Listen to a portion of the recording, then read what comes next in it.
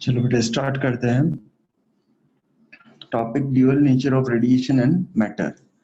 अब देखो इसके अंदर बेसिकली क्या पढ़ते हैं, इससे पहले ऑप्टिक्स अपन पढ़ते हैं जिसमें कि लाइट से रिलेटेड बात की जाती है ना। और लाइट के बारे में देखो तो लाइट क्या है, एक इलेक्ट्रोमैग्नेटिक वेव है। लाइट क्या है, इलेक्ट्रोमैग्नेटिक वेव, जिसके अंदर radio waves, microwaves, visible region के अंदर आती है आपके पास वेबक्योर वगैरह, है ना। तो हाँ, इलेक्ट्रोमैग्नेटिक वेव्स।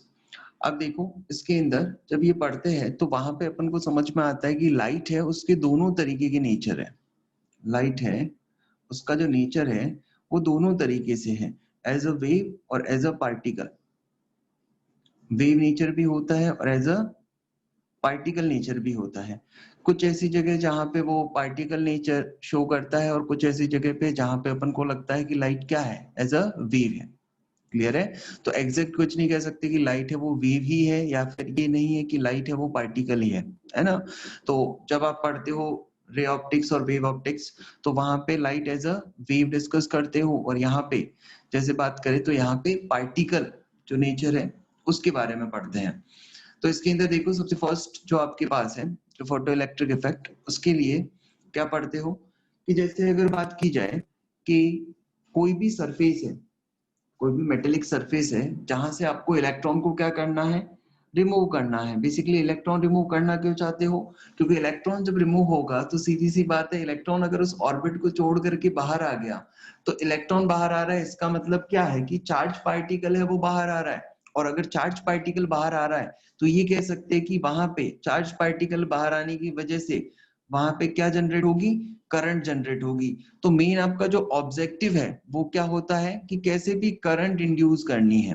क्लियर है। अब करंट आप कैसे किसी सेल या फिर बैटरी से अगर आप वायर को कनेक्ट करते हो वहां पे भी जनरेट कर सकते हो, बट अगर बात करें इलेक्ट्रिसिटी प्रोड्यूस करने की तो वहां पे कैसे कैसे कर सकते हैं, इसके काफी मेथड हो सकते हैं। सबसे पहले आप ऐसा करो कि जैसे बात करें तो कोई मेटल है आपके पास, क्लियर है। इस मेटल के ऊपर क्या किया कि आपने इसका टेम्परेचर बहुत ज्यादा बढ़ा दिया। सबसे फर्स्ट मेथड जिसमें कि आप क्या करते हो कि उस मेटल का टेम्परेचर बहुत ज्यादा बढ़ा दिया। अगर आप टेम्परेचर बढ़ा रहे हो इसका मतलब क्या है कि आप बेसिकली हीट दे रहे हो, एनर्जी दे रहे हो उसको, उस मेटल को क्या दे रहे हो, एनर्जी। और वो एनर्जी कहाँ पे जाएगी, किसी भी एटम के पास जाएगी। अच्छा, एटम के अंदर अगर बात करें तो ये एनर्जी किसको मिलेगी, सीधी सी बात है, न्यूक्लियस के अंदर जो प्रोटॉन्स और न्यूट्रॉन्स हैं उनका तो मूवमेंट हो नहीं सकता, वो तो वहां से बाहर नहीं आ सकती, क्योंकि जो स्ट्रॉन्गेस्ट फोर्स है जिसको बोलते हैं न्यूक्लियर फोर्स, क्लियर है, उसकी वजह से वो बाहर नहीं आ पाते। अब देखो बात करें कि जो एनर्जी आप दे रहे हो in form of temperature, heat, तो वो जो एनर्जी है वो किसको मिल रही है, जो आउटर ऑर्बिट के अंदर इलेक्ट्रॉन्स है वो जो कि रिवॉल्व कर रहे हैं उनको मिलेगी। अच्छा, वो एनर्जी अगर मिलेगी, वो टेम्परेचर बढ़ाओगे, वो एनर्जी मिल रही है, तो इसका मतलब इलेक्ट्रॉन उस एनर्जी को लेकर के क्या होगा, उस ऑर्बिट में वाइब्रेट होगा। वो जो इलेक्ट्रॉन है उस ऑर्बिट में क्या होगा, वाइब्रेट होगा। अच्छा, वो इलेक्ट्रॉन वाइब्रेट होगा, अगर आप टेम्परेचर बढ़ाते जा रहे हो बढ़ाते जा रहे हो तो इसका मीनिंग ये हुआ कि वो उस ऑर्बिट को छोड़ करके वहां से बाहर आ जाएगा। वो जो इलेक्ट्रॉन है वो आउटर ऑर्बिट को छोड़ करके वहां से बाहर आ जाएगा। बात क्लियर हो रही है क्या।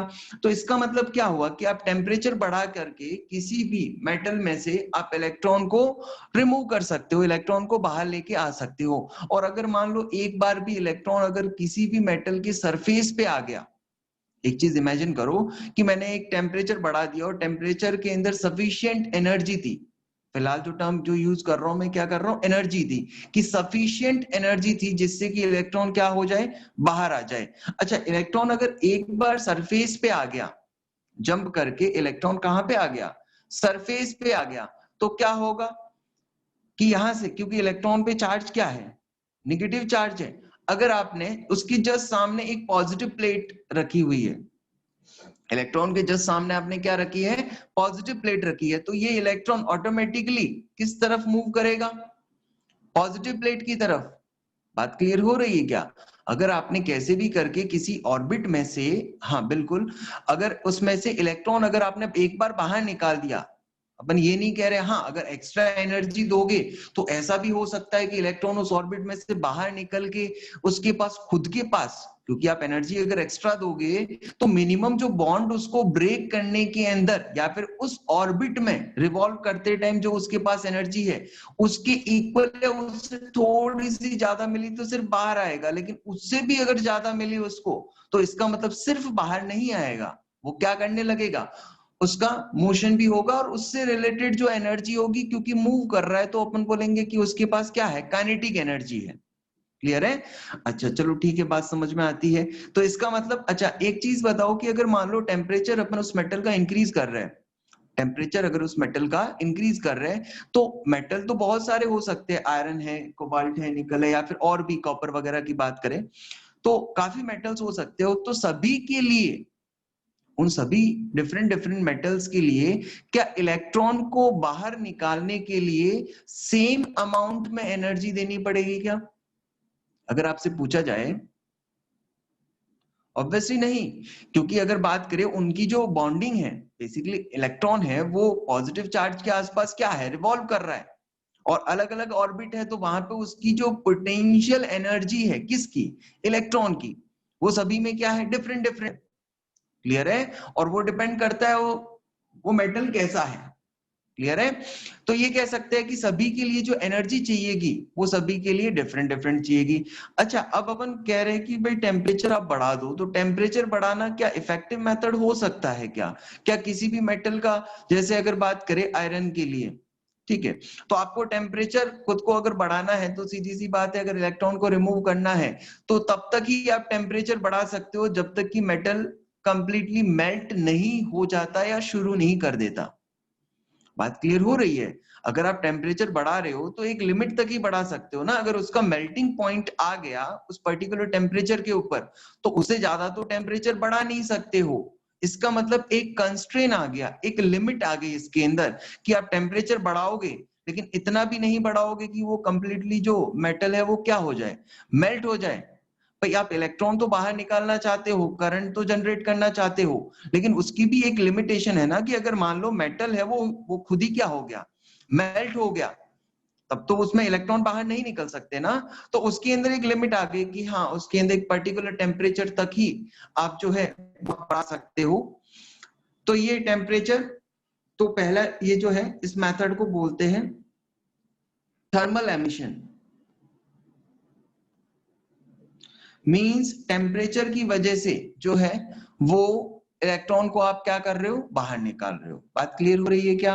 अच्छा अब देख सेकेंड केस, अगर इसमें बात करते हैं थर्मल एमिशन, टेम्परेचर बढ़ा दिया लेकिन वो इफेक्टिव मेथड नहीं है क्योंकि लिमिट तक ही बढ़ा सकते हो।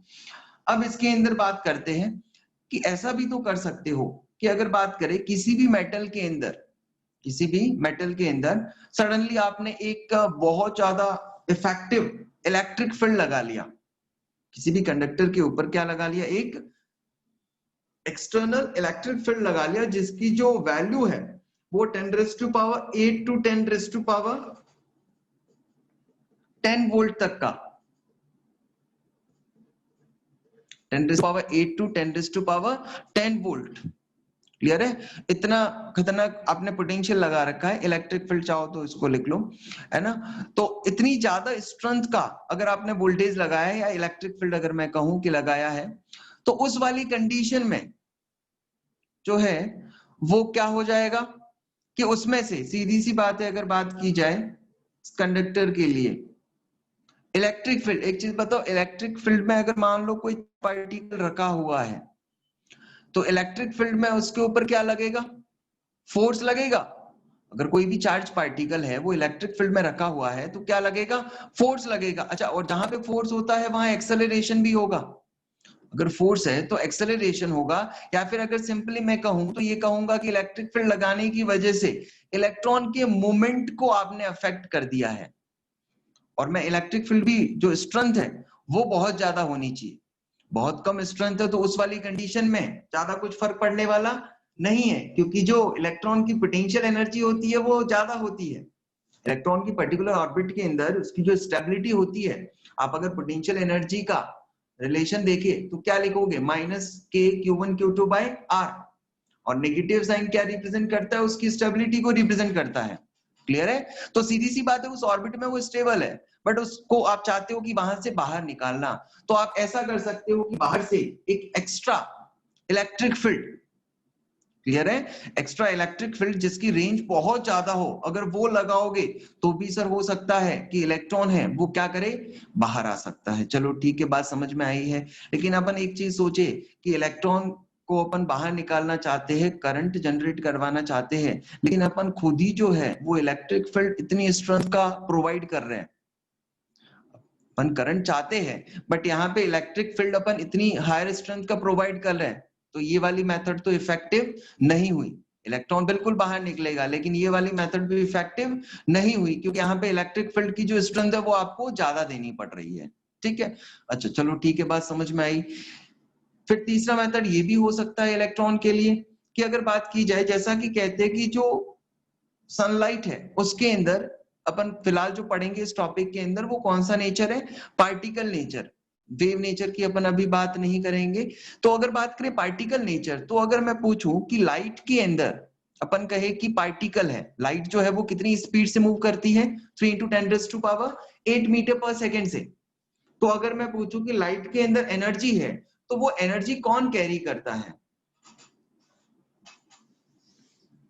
अच्छा देखो, फिर से देखो, यहाँ पे अपन ये पढ़ रहे हैं भाई, वेव के बारे में तो पढ़ेंगे नहीं, है ना, जो ये टॉपिक है वो किससे रिलेटेड है, पार्टिकल से, मींस पार्टिकल नेचर बताएंगे। तो जैसा कि कह रहे हैं कि लाइट है तो वो एक पॉइंट से दूसरे पॉइंट पे मूव करती है, और उसकी जो स्पीड होती है 3 × 10⁸ मीटर पर सेकेंड, तो इतनी स्पीड के साथ वो मूव करती है। तो सीधी सी बात है कि अपन ये भी कहते हैं कि लाइट है वो एनर्जी रखती है अपने साथ, जहां लाइट है वहां क्या है, एनर्जी है।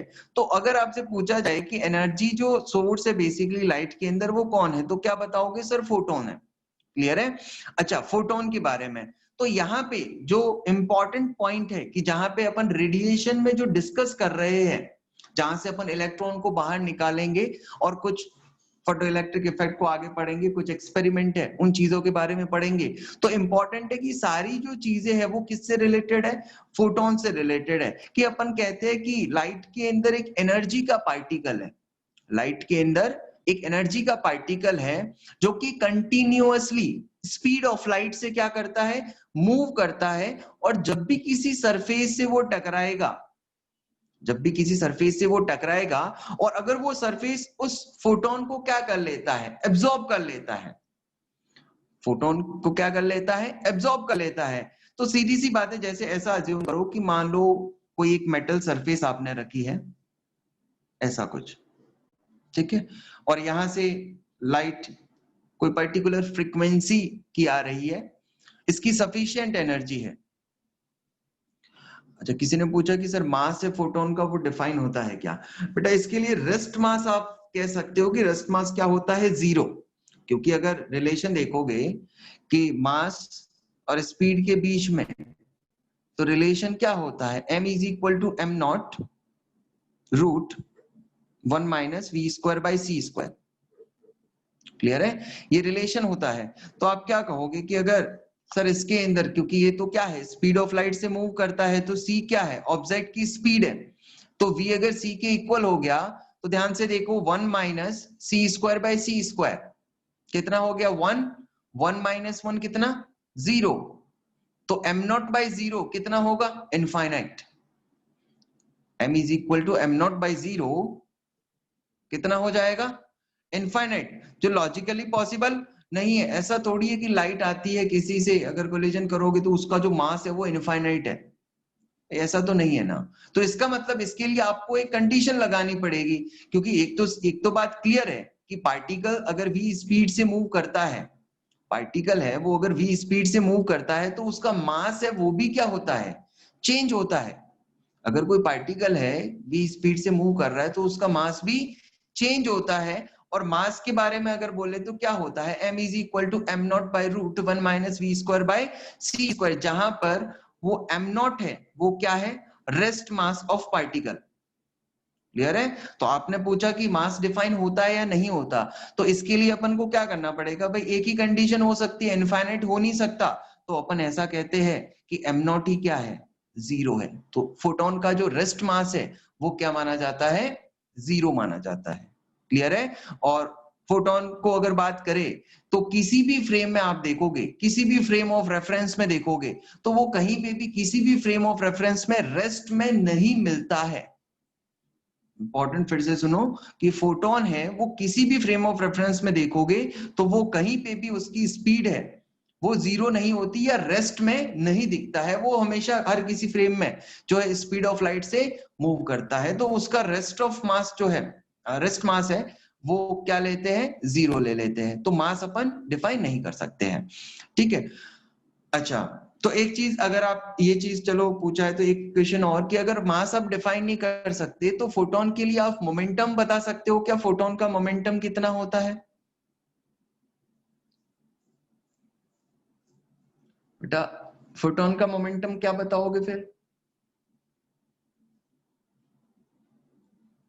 हाँ बेटा ये बात तो ठीक है, momentum is a form of energy, but उसके लिए कोई रिलेशन तो होना चाहिए ना, क्योंकि यहाँ पे एनर्जी में भी बहुत सारे केसेस आ सकते हैं, काइनेटिक, पोटेंशियल, मैकेनिकल से लेके बाकी की चीजें। तो सिंपल प्रॉब्लम कि अगर अपन मोमेंटम डिफाइन करना चाहे तो क्या फोटोन के लिए अपन मोमेंटम डिफाइन कर सकते हैं? भाई जब रेस्ट मास, हाँ बिल्कुल सही कहा कि अपन डिफाइन कर सकते हैं, जो मोमेंटम है वो डिफाइन कर सकते हैं। देखो आपने पढ़ा होगा lambda is equal to h by p, या फिर इसको मैं लिखूं p is equal to h by lambda, आपने ये चीज पढ़ी है। क्लियर है?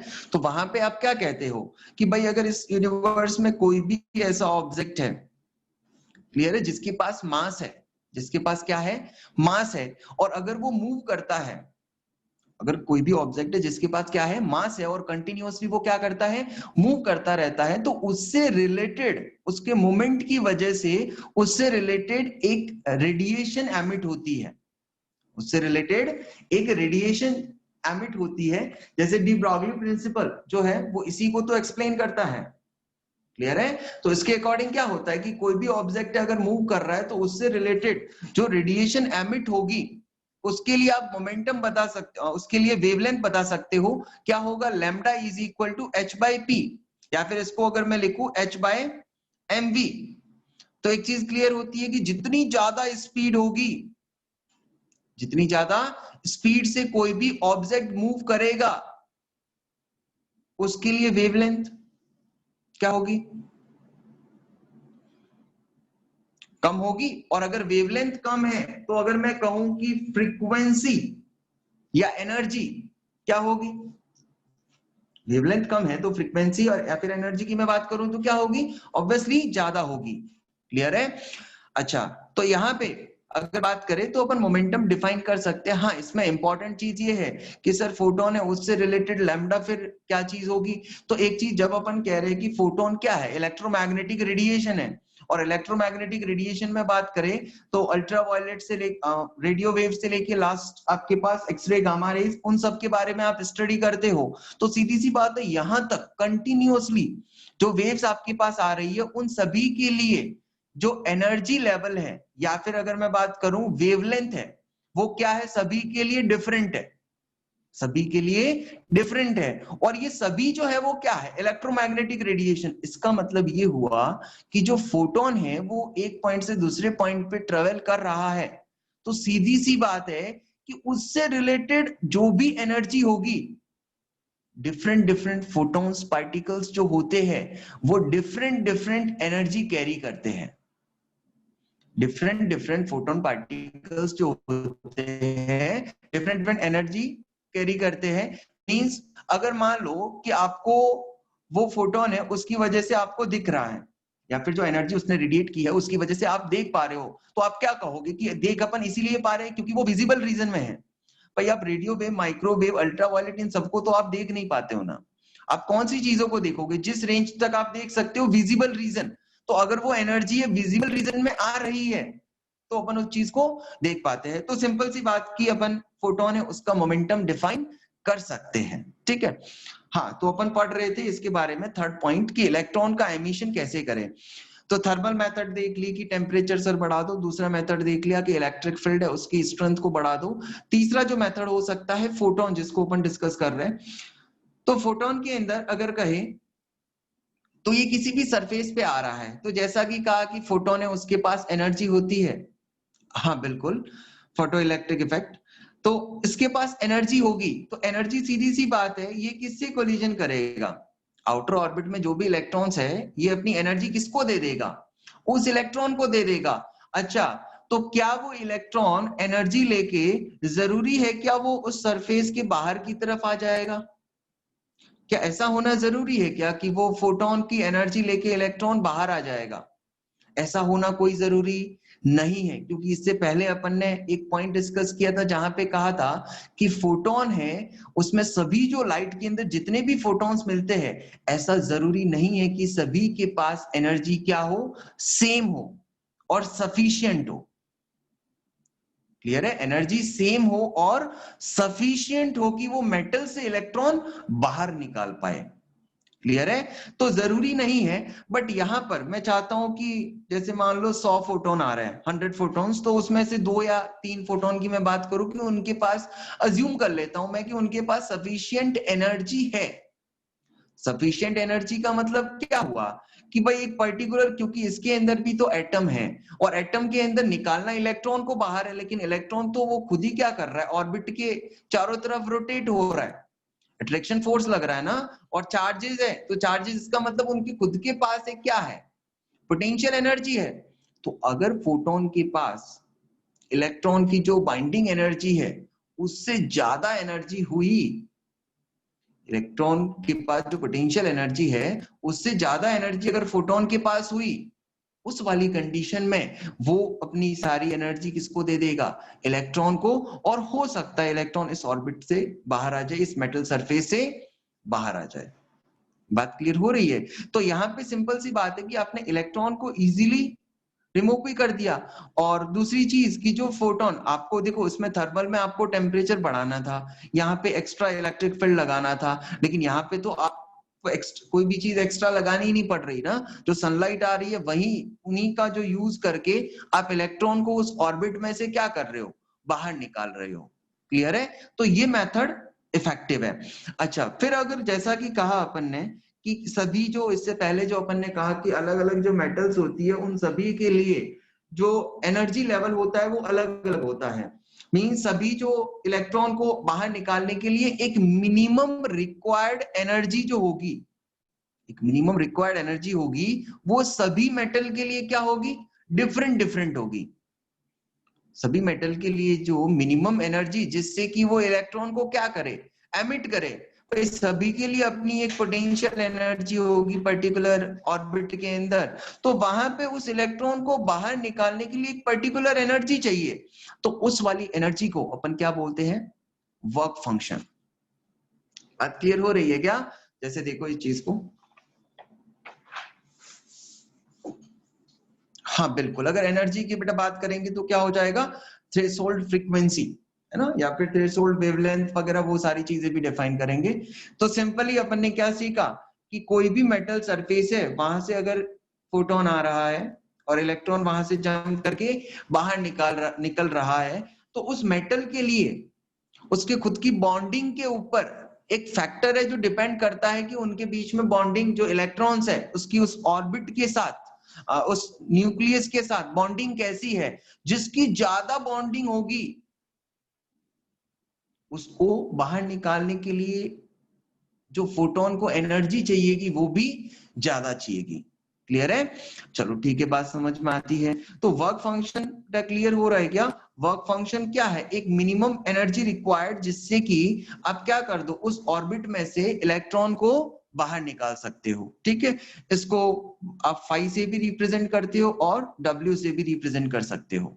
क्लियर है, अच्छा ठीक है, चलो सर बात समझ में आई कि यहाँ पे ये इसके लिए वर्क फंक्शन जो है फाई या फिर डब्ल्यू से रिप्रेजेंट करेंगे।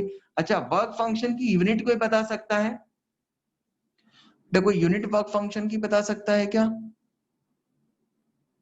जूल।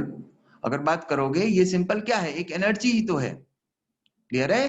तो इसकी जो यूनिट है वो क्या होगी बेटा, वॉट है वो तो पावर की यूनिट होगी ना, है ना। एनर्जी है तो क्या यूज करोगे, जूल। अच्छा, अब देखो इसके लिए जैसे कि वर्क फंक्शन अपन कह रहे हैं कि कोई भी सरफेस है उसके लिए सर मिनिमम एनर्जी चाहिए किसी भी मेटल के लिए, जिससे कि वो इलेक्ट्रॉन को क्या करता है वहां से बाहर निकाल सकते हो वो एनर्जी देके। चलो ठीक है, तो इसका मतलब जैसे मान लो कि ये सरफेस है, ये जो मैं एक इलेक्ट्रॉन बना लेता हूं, क्लियर है, इसकी जो बॉन्डिंग है ये पर्टिकुलर एक फ्रीक्वेंसी के ऊपर ये इलेक्ट्रॉन का एमिशन हो रहा है, एक पर्टिकुलर फ्रीक्वेंसी के ऊपर, क्योंकि अपन ने कहा कि अगर एनर्जी होगी और सफिशिएंट एनर्जी होगी ही इलेक्ट्रॉन का एमिशन होगा। तो जब मैं एनर्जी की बात कर रहा हूं तो एनर्जी किससे रिलेटेड है, फ्रीक्वेंसी से रिलेटेड। किससे रिलेटेड है, फ्रीक्वेंसी से रिलेटेड। इसका मतलब जो इंसिडेंट फ्रीक्वेंसी है उसके बारे में पढ़ना इंपॉर्टेंट है। तो इसका मतलब क्या हुआ कि अगर ये बाहर आ रहा है तो एटलीस्ट आपको इस इलेक्ट्रॉन को इसके ऑर्बिट से बाहर आने के लिए मिनिमम एनर्जी देनी पड़ेगी। और मिनिमम एनर्जी की अगर बात करते हैं तो वहां पे अपन बात करें तो एक पर्टिकुलर आप जो एनर्जी देखो E equals to h nu, E equal to h nu. ये जो एनर्जी है वो किसकी है, फोटोन की एनर्जी है। ये जो एनर्जी है वो किसकी है, फोटोन की एनर्जी है। लेकिन अगर यहाँ पे बात करें कि ये फ्रीक्वेंसी जो होनी चाहिए एटलीस्ट एक मिनिमम फ्रीक्वेंसी तो होनी ही चाहिए, जिससे कि क्या हो कि ये इलेक्ट्रॉन बाहर आ सके। ये मिनिमम एनर्जी तो मिनिमम फ्रीक्वेंसी तो एटलीस्ट होनी ही चाहिए जिससे कि ये इलेक्ट्रॉन बाहर आ सके। अगर इंसिडेंट फ्रीक्वेंसी, तो वीडियो क्लियर नहीं है क्या?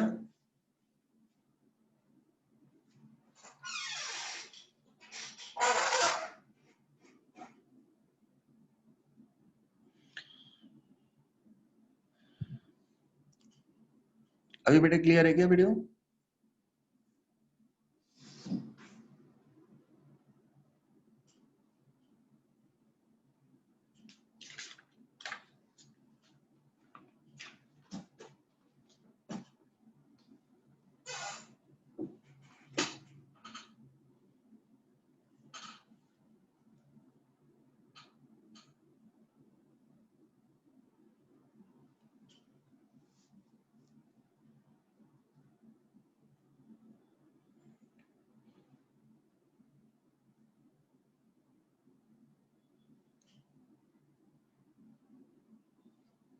अभी बेटा क्लियर है क्या?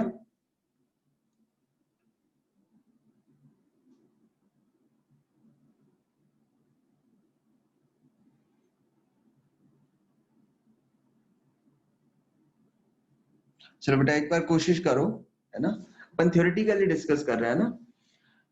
तो देखो इसके अंदर अपन ने कहा कि आपके पास एक मिनिमम, आपके पास नहीं, फोटोन के पास एक मिनिमम फ्रीक्वेंसी होनी चाहिए जिससे कि क्या हो कि वो किसी भी मेटल सरफेस पे इंसिडेंट हो तो एटलीस्ट वहां से उस इलेक्ट्रॉन को क्या कर दे, बाहर निकाल दे। और वो जो फ्रीक्वेंसी होती है उसको क्या बोलते हैं, कोई बता सकता है क्या? जो इंसिडेंट मिनिमम फ्रीक्वेंसी जिससे कि फोटो इलेक्ट्रिक इफेक्ट या फिर वो इलेक्ट्रॉन है वो उस ऑर्बिट को जंप करके बाहर आ सकता है, जिसको क्या बोलते हैं, थ्रेशोल्ड फ्रीक्वेंसी। क्या बोलेंगे, थ्रेशोल्ड फ्रीक्वेंसी। तो अब देखो अगर इतनी सफिशिएंट एनर्जी है तो उस ऑर्बिट से वो बाहर आ सकता है। क्लियर है? चलो ठीक है, बात समझ में आई।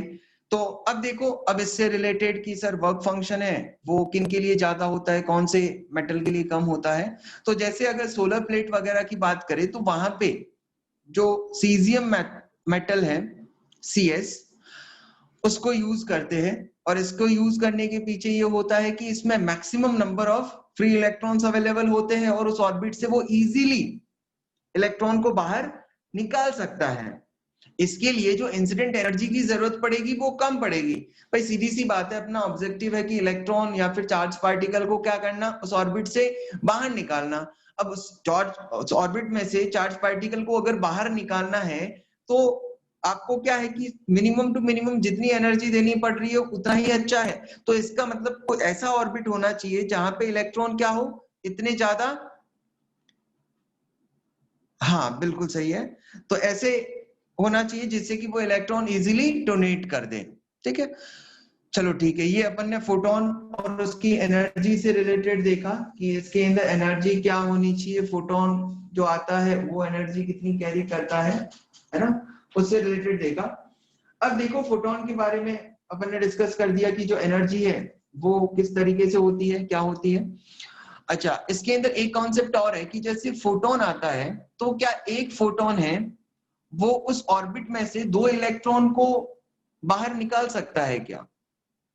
भाई अपन कह रहे हैं इलेक्ट्रॉन के साथ कोलिजन हो रही है और इलेक्ट्रॉन बाहर आ रहा है, तो क्या एक फोटोन है वो दो इलेक्ट्रॉन को बाहर निकाल सकता है क्या उस ऑर्बिट में से?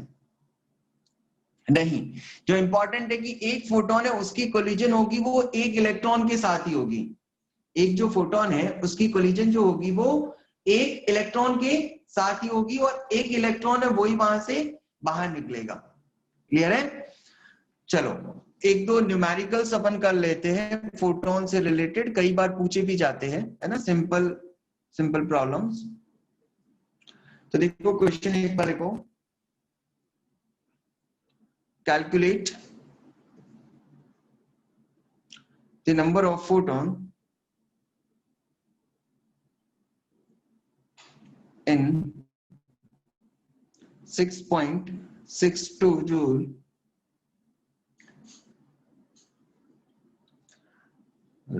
और इसके लिए आपको गिवन है कि जो रेडिएशन एनर्जी जो है, फ्रीक्वेंसी जो है वो कितनी है, 10⁻12 हर्ट्ज। अगर आपके पास एक चीज बताओ कि एनर्जी कितनी है, 6 पॉइंट, अच्छा कुछ भी नहीं दिख रहा है क्या इसमें?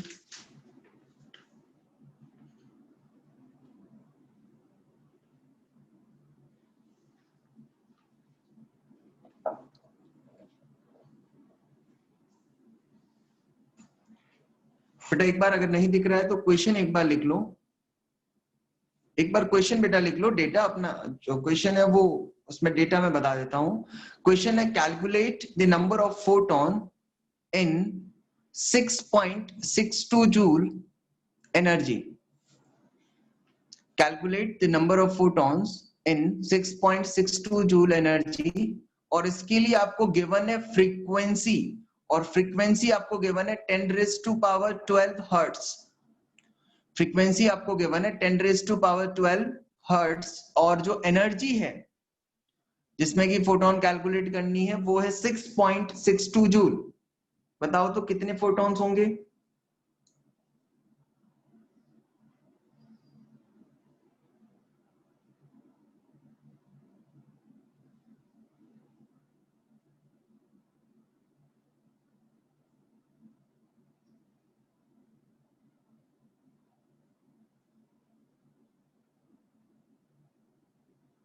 Ten raise to power 22 photons, है ना।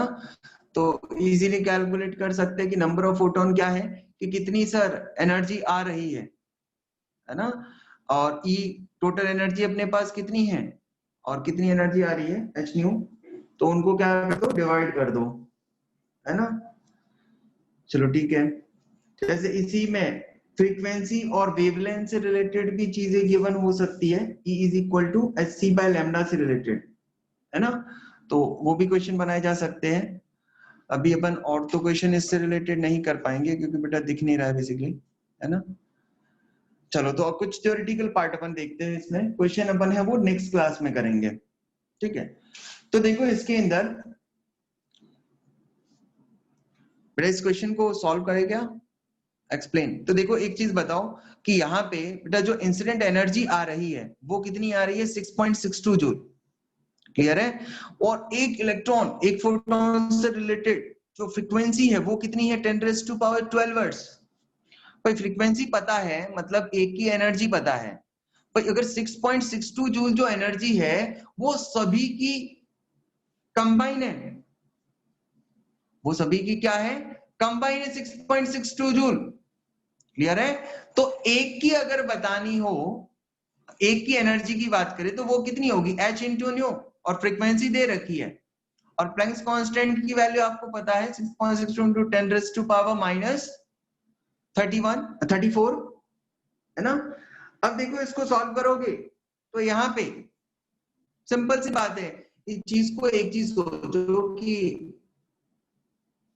आपके पास जो एनर्जी है वो 6.62 जूल है, लेकिन वो तो सभी फोटोन मिला करके एनर्जी है, वो सभी फोटोन की मिला करके एनर्जी, और एक फोटोन की कितनी है सर, एक फोटोन की होती है h इंटू न्यू, तो मल्टीप्लाई करके देख लोगे, क्लियर है। तो ये तो वैल्यू बहुत छोटी आ रही है, एक फोटोन की है, इसका मतलब बहुत सारे फोटोन मिलके वो बना रहे हैं, तो n is equal to energy by h nu, number of photon क्या लिखोगे, एनर्जी बाय h न्यू, फिर कैलकुलेट करोगे तो 10 रेज़ टू पावर 22 जो है वो आंसर आ जाएगा, 10 रेज़ टू पावर 22 आंसर आ जाएगा, ठीक है। चलो अब देखो इसके अंदर कुछ चीजें अपन डिस्कस करते हैं, जैसे अपन बात कर रहे हैं फोटो इलेक्ट्रिक इफेक्ट की, कि सर यहाँ पे इलेक्ट्रॉन है उसको अपन बाहर निकाल रहे हैं। अगर मान लो कि इसी में आप जो इंसिडेंट लाइट है, जो आपके पास इंसिडेंट लाइट है, उसके लिए आपने इंटेंसिटी बढ़ा दी। अगर मैं आपसे क्वेश्चन पूछूं कि इंसिडेंट लाइट की इंटेंसिटी आपने बढ़ा दी है, जो लाइट आ रही है मेटल पे उसकी इंटेंसिटी आप बढ़ा चुके हो, तो एक चीज बताओ कि कौन सी चीज है सर्किट में जो अफेक्ट होगी। क्वेश्चन समझ में आ रहा है क्या? अगर आप इंसिडेंट लाइट की इंसिडेंट इंटेंसिटी बढ़ा रहे हो तो कौन सी चीज अफेक्ट होगी, करंट होगी, काइनेटिक एनर्जी होगी, वर्क फंक्शन होगा, या फिर नन ऑफ दिस? क्या बताओगे आप? बेटा इंटेंसिटी बढ़ा रहे हो, इंसिडेंट लाइट की इंटेंसिटी बढ़ा रहे हो, कुछ ने कहा काइनेटिक एनर्जी, कुछ कह रहे हो वर्क फंक्शन।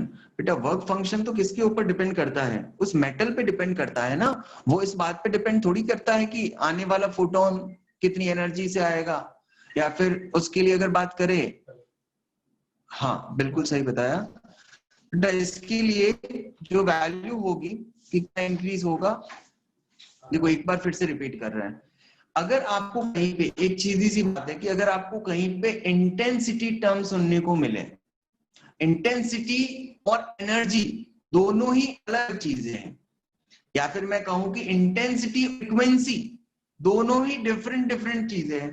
अगर बात करूं इंटेंसिटी, अगर कहीं पे फोटो इलेक्ट्रिक इफेक्ट में बेटा बात हो इंटेंसिटी की, तो माइंड में एक चीज ध्यान रखना कि इंटेंसिटी का मतलब होता है नंबर ऑफ फोटोन। इंटेंसिटी का मतलब क्या हुआ, नंबर ऑफ फोटोन। तो अगर मैं कह रहा हूं कि इंटेंसिटी आपको बढ़ानी है, तो इसका मतलब आप क्या बढ़ा रहे हो भाई, नंबर ऑफ फोटोन बढ़ा रहे हो। इस चीज को समझना, अगर आप इंटेंसिटी बढ़ा रहे हो, और इंटेंसिटी को क्या कहा, नंबर ऑफ फोटोन, तो नंबर ऑफ फोटोन अगर आप इंक्रीज कर रहे हो, इसका मतलब ये हुआ कि एक फोटोन अगर एक इलेक्ट्रॉन के साथ कोलिजन करेगा, एक फोटोन है अगर वो एक इलेक्ट्रॉन के साथ कोलिजन करेगा, तो हो सकता है एक इलेक्ट्रॉन बाहर आ जाए, एक इलेक्ट्रॉन हो सकता है कि वो वहां से बाहर आ जाए। तो जितने ज्यादा इंटेंसिटी होगी, जितनी ज्यादा इंटेंसिटी होगी उतने ही ज्यादा नंबर ऑफ फोटॉन्स होंगे, और जितने ज्यादा नंबर ऑफ फोटॉन्स होंगे उतनी ही ज्यादा इलेक्ट्रॉन जो है उस ऑर्बिट को जंप करके बाहर आएंगे, और जितने ज्यादा इलेक्ट्रॉन अगर ऑर्बिट को जंप करके बाहर आएंगे, तो इसका मतलब क्या हुआ कि सीधी सी बात है, सर्किट में करंट है वो बढ़ जाएगी, क्योंकि इलेक्ट्रॉन है वो जंप करके, बात समझ में आ रही है ना बेटा। अगर आप काइनेटिक एनर्जी कह रहे हो तो आप एनर्जी के साथ कंपेयर कर रहे हो, आप किसके साथ कंपेयर कर रहे हो, एनर्जी के साथ। भाई आप अगर फोटोन बढ़ाओगे तो ऐसा जरूरी थोड़ी है कि वो इलेक्ट्रॉन को बाहर निकालेगा तो उसकी काइनेटिक एनर्जी ज्यादा होगी। भाई नंबर इंटेंसिटी बढ़ाओगे, नंबर ऑफ फोटोन बढ़ाओगे, तो जो इलेक्ट्रॉन बाहर निकलेंगे वो ज्यादा होंगे। ऐसा नहीं है कि इलेक्ट्रॉन जो बाहर निकल रहा है उसकी एनर्जी ज्यादा होगी। अगर आप इंटेंसिटी बढ़ा रहे हो तो ये नहीं होगा कि इलेक्ट्रॉन जो बाहर निकल रहा है उसकी एनर्जी ज्यादा होगी, इलेक्ट्रॉन जितने बाहर निकल रहे हैं वो ज्यादा होंगे। तो इंटेंसिटी बढ़ाने का मीनिंग क्या हुआ कि सीधी सी बात है कि आप इलेक्ट्रॉन को बढ़ा रहे हो और इलेक्ट्रॉन बढ़ा रहे हो मतलब चार्ज बढ़ रहा है, चार्ज बढ़ रहा है इसका मतलब क्या हुआ, सर्किट में करंट बढ़ रही है, चार्ज बढ़ रहा है इसका मतलब करंट बढ़ रही है। तो एक चीज ध्यान रखना, अगर सर्किट में कहीं पे भी इंटेंसिटी अगर पूछे, ग्राफ वगैरह प्लॉट करने हो, हाँ बिल्कुल सही कहा कि बेटा जो अगर फ्रीक्वेंसी आप इंक्रीज करोगे, फ्रीक्वेंसी किससे रिलेटेड है, एनर्जी से रिलेटेड है ना। अगर भाई ज्यादा एनर्जी आएगी तो उसका कुछ पार्ट जिसको अपन इंटरनल एनर्जी, जिसको मैं कह सकता हूं वर्क फंक्शन, भाई अगर ज्यादा एनर्जी आई तो एक स्मॉल अमाउंट जो कि किसको जा रहा है एज अ वर्क फंक्शन, वो मेटल उसको अपन को देना ही पड़ता है, जिससे वो क्या करे, एटलीस्ट इलेक्ट्रॉन को बाहर निकाले। लेकिन अगर आपने उससे कई गुना ज्यादा दिया है तो इलेक्ट्रॉन सिर्फ बाहर नहीं निकलेगा, क्योंकि आपने एनर्जी बढ़ाई है, फ्रीक्वेंसी बढ़ाई है इंसिडेंट फोटोन की। तो जो इलेक्ट्रॉन बाहर निकल रहे हैं, जो इलेक्ट्रॉन बाहर निकल रहे हैं उनकी एनर्जी बढ़ेगी। क्या अगर फ्रीक्वेंसी बढ़ाओगे तो नंबर ऑफ फोटोन बढ़ेगा, अगर फ्रीक्वेंसी बढ़ाओगे तो क्या नंबर ऑफ इलेक्ट्रॉन बढ़ेंगे क्या? अगर अपन बात करें कि अगर अपन बढ़ा रहे हैं फ्रीक्वेंसी तो क्या नंबर ऑफ इलेक्ट्रॉन, जिसको मैं फोटो इलेक्ट्रॉन भी कह सकता हूं क्योंकि उस ऑर्बिट से जंप करके बाहर निकले हैं, वो बढ़ेंगे क्या? नहीं। नंबर इलेक्ट्रॉन का बाहर निकलना या ना निकलना ये किस बात पे डिपेंड करता है sir? Number of photon, number of incident photon पे। और number of incident photon basically क्या है? इंटेंसिटी है सर। क्लियर है? चलो बेटा आज के लिए तो बहुत है इतना, ठीक है। बाकी अपन जो इसके न्यूमेरिकल्स है फोटो इलेक्ट्रिक इफेक्ट पे नंबर ऑफ फोटोन कैलकुलेट करने वाले, है ना, कुछ टिक टाक क्वेश्चन है, वो अपन नेक्स्ट क्लास में न्यूमेरिकल लेंगे 5-7 क्वेश्चन, और उसके बाद अपन जो फोटो इलेक्ट्रिक इफेक्ट है उसको कंटिन्यू करेंगे और आइंस्टाइन जो थ्योरी है उसको पढ़ेंगे, है ना। चलो आज की क्लास में बेटा कोई डाउट तो नहीं है?